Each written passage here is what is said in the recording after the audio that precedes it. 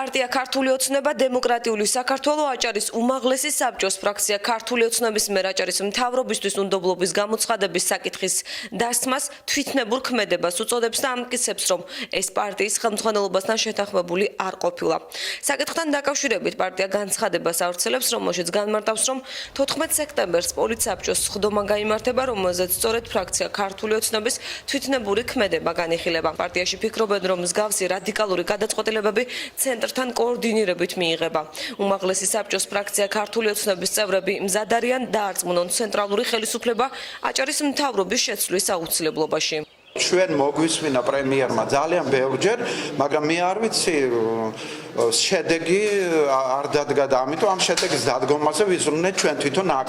თუ არის ეგ თვითნებობა, იყოს თვითნებობა, მაგრამ მე მგონია ეს არის პარტიაში შიგნით დემოკრატიული პროცესების განახლება. აქ არის მართლა ინვესტიციებზე საუბარი, აქ არის მართლა კარჩაკეტილობაზე საუბარი, აქ არის რაღაც ფეოდალურ ორგანიზაციაზე, რომელიც აჭარაში